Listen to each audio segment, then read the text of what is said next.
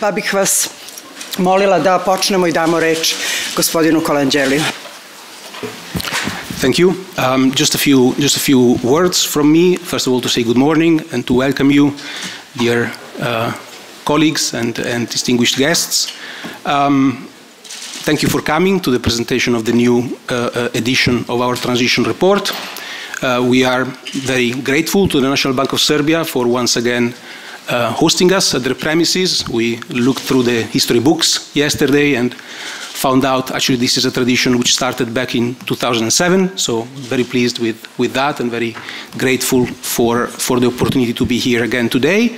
And of course very honored to have Governor Tabaković with us today and to deliver the opening remarks for this event. So without further ado, Madam Governor, the floor is yours.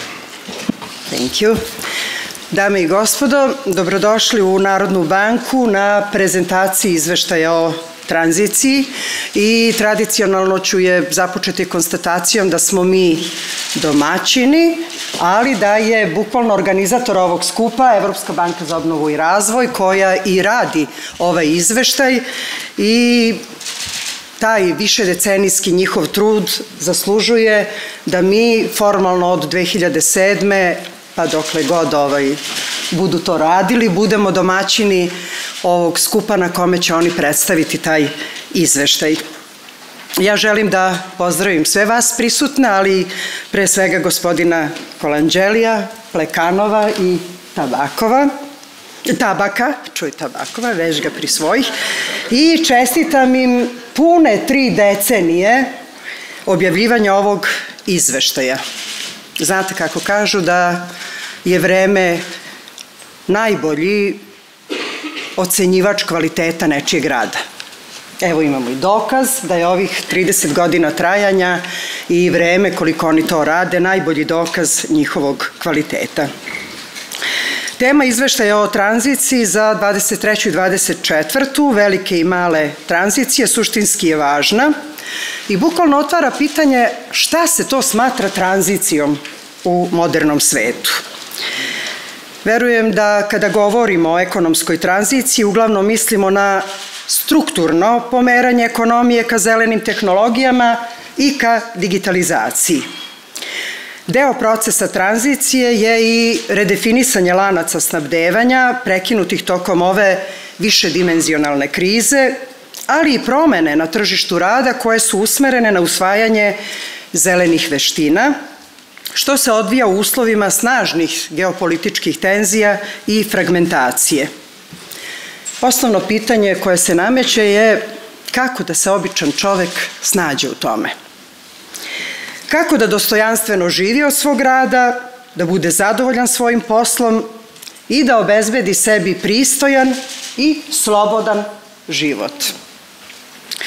To su pitanja na koje su autori ovog izveštaja nastojali da pruže odgovore, fokusirajući se pretežno na EBRD region, koji je u poslednjih 10 godina, sudeći prema rezultatima analize koje će danas biti predstavljena, zabeležio značajan napredak i na ovom planu. Za nosioce ekonomske politike cilj je da i u ovako neizvesnim globalnim okolnostima, odnosno posebno u ovakvim globalnim okolnostima, isprepletanim klimatskim rizicima i izazovima modernog doba koje nameću procesi digitalizacije i robotizacije, stvaramo i čuvamo uslove za održiv i inkluzivni rast. Pitanje je naravno kako. Jer da je lako, to bi mogao svako da radi. Odgovor je uvek isti. Očuvanjem stabilnosti u najširem smislu, makroekonomske, finansijske i institucionalne. To zahteva znanje i posvećenost. Time se obezbeđuje neophodna predvidivost poslovnog okruženja i povećava se investiciono i potrošačko poverenje, što su neophodni preduslovi za rast investicija, a time i kreiranje novih radnih mesta. To dalje znači i povratni efekat na rast prihoda države i veće mogućnosti za sprovođenje i socijalne i razvojne funkcije, kao i formiranje rezervi koje služe kao zaštita u vremenima krize. Na tom putu ne može da bude prečica, jer brz skok znači i brz i lak pad. Gde je Srbija u svemu tome? Izneću samo nekoliko pokazatelja. Kumulativni rast srpske ekonomije od oko 12% u poslednje 4 godine, koji je ostvaren uprko smanjenoj eksternoj tražnji, potvrda je dobrih politika i dobrog stanja ekonomije u kojem smo dočekali aktuelnu globalnu krizu. I visoki prilivi po osnovu stranih direktnih investicija, koji u prethodne 2 godine dostižu rekordne iznose od 4,4 i 4,5 milijardi evra, jesu potvrda kreiranog povoljnog poslovnog okruženja, rasta investicionog poverenja, a zahvaljujući odgovornoj ekonomskoj politici koju vode i Vlada i Narodna banka Srbije. Nezaposlenost u Srbiji je sa preko 20% spuštena na jednocifren nivo uz snažan i rasprostranjen rast zaposlenosti, ali i zarada. Naša privreda beleži snažan rast profitabilnosti, dok je pre 1 decenije poslovala sa minusom. Za sve to postignuta i duže od decenije očuvana relativna stabilnost deviznog kursa, uz rekordni nivo deviznih rezervi od 25 milijardi evra, bili su i ostaće jedan od važnih preduslova za velike i male tranzicije. Uz to, naši građani i naši privrednici imaju pristup i najsavremenijim uslugama plaćanja i taj pristup maksimalno i koriste. Zbog čega je svaki od tih stubova stabilnosti, rasta i razvoja važan? Zbog toga što rezultat svake uspešne i odgovorne ekonomske politike jeste i mora biti veće zadovoljstvo kvalitetom života građana. U izveštaju Evropske banke za obnovu i razvoj, koji se danas prezentuje, navode se i rezultati tog svetskog istraživanja sreće, prema kojoj je broj zemalja iz IBRD regiona, koji se nalazi u grupi 50 najsrećnijih, povećan sa samo 3 u 2016. godini na 12 u 2022. Prema rezultatima ovog izveštaja, Srbija je obezbedila svoje mesto u ovoj grupi, a pritom, mereno indikatorom sreće, ostvarila 3. najveći pomak u prethodnoj deceniji. To je još jedna potvrda ispravnosti politika koje se u Srbiji vode. Osvrnula bi se najkraće moguće na nalaz vaše analize, da na zadovoljstvo ljudi pojačano utiče poboljšanje zdravlja i pozitivna kretanja na tržištu rada. U odnosu na izveštaj iz 2006. godine, brojnim ulaganjima Srbija je obezbedila da bude u grupi zemalja sa najvećim porastom zadovoljstva zbog zdravlja. Tome su svakako doprinela značajno veće ulaganje u zdravstveni sistem, i to ne samo u infrastrukturu i opremu, već i u ljude, njihovo stručno usavršavanje i nastojanje da se poboljša njihov životni standard i time da se zadrže u zemlji u kojoj su se školovali. Svedoci smo da se u ne tako davnoj prošlosti postojali problemi na našem tržištu rada, na što ukazuje i pomenuta stopa nezaposlenosti, koja je u godinama nakon svetske finansijske krize prelazila 20%. Isto tako, svedoci smo i da smo reformama na tržištu rada uz znatno bolji i predvidiv poslovni ambijent uspeli da podignemo formalnu zaposlenost za oko 20% u odnosu na 2014. godinu, odnosno za oko 400.000 novozaposlenih ljudi. Istovremeno, stopa nezaposlenosti trenutno se kreće oko najnižeg nivoa od 9%. Podjednako važno jeste i to što smo uspeli da povećamo zaposlenost ranjivih kategorija stanovništva. To znači da smo u periodu iza nas postigli znatan napredak na tržištu rada, veću uravnoteženost ponude i tražnje za radnom snagom, a imamo i visoko kvalifikovanu radnu snagu, što neretko ističu mnogi strani investitori i rejting agencije. Predstoji nam put osposobljavanja ljudi za rad na novim tehnologijama i ozelenjavanje poslova. Jedna od tema ovog izveštaja jeste i to kako kvalitet života i stanovanja utiče na energetsku efikasnost i emisiju štetnih gasova. Ne znam koliko je javnost upoznata sa tim da je Evropska banka za obnovu i razvoj aktivna upravo na tom planu kroz kredite građanima za adaptaciju stambenog prostora i povećanje energetske efikasnosti, a putem kreditnih linija bankama u Srbiji. Istovremeno, svojim instrumentima Narodna banka Srbije podržava ovakve projekte izuzimanjem sredstava koje banke replasiraju iz kredita međunarodnih organizacija iz obavezne rezerve.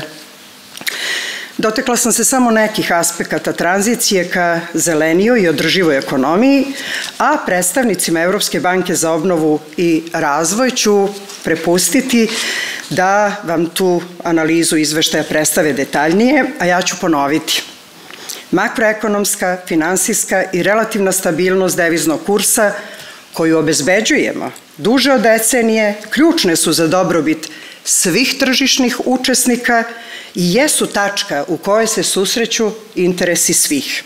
Bilo da su oni investitori ili potrošači, izvoznici ili uvoznici, dužnici ili poverioci.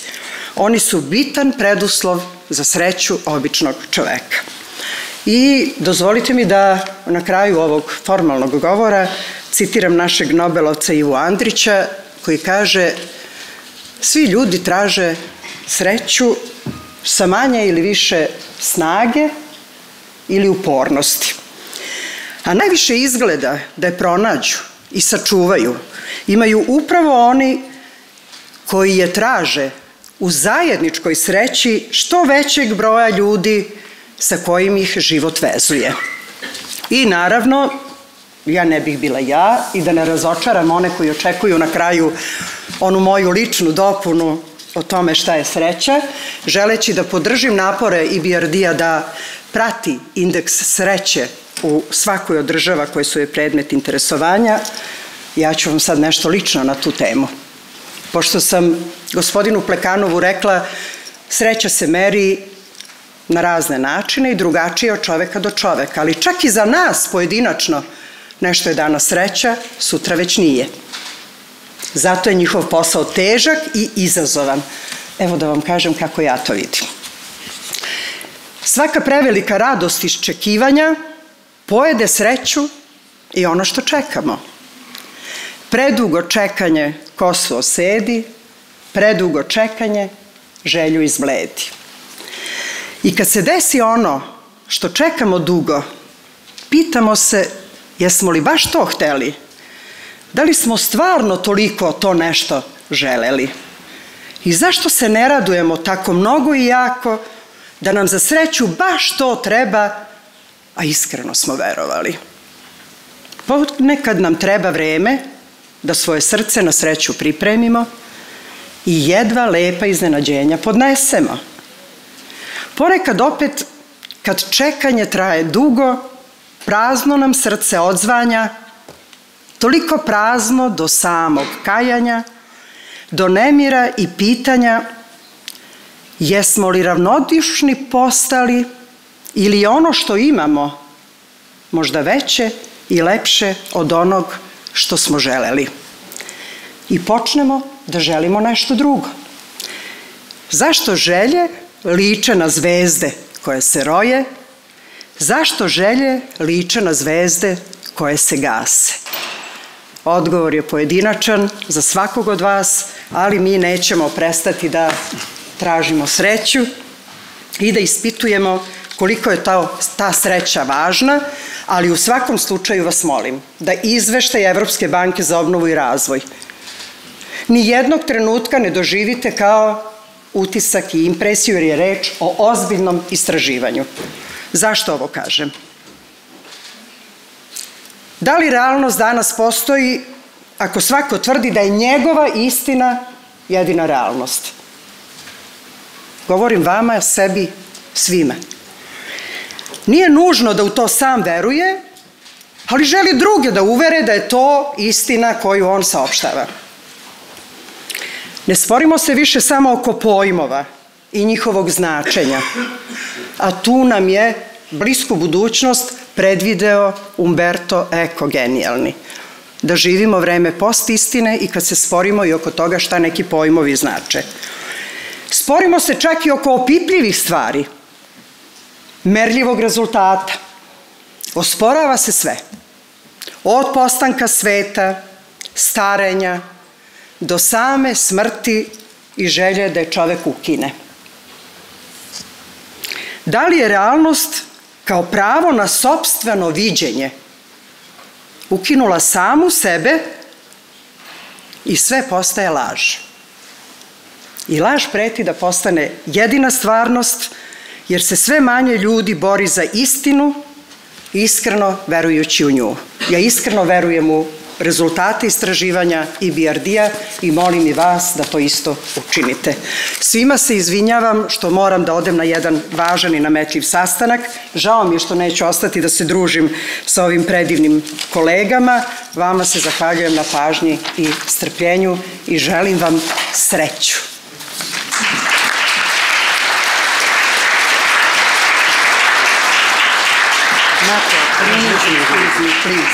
Please. Mateo će me zameniti ne samo za danas. Vidimo se.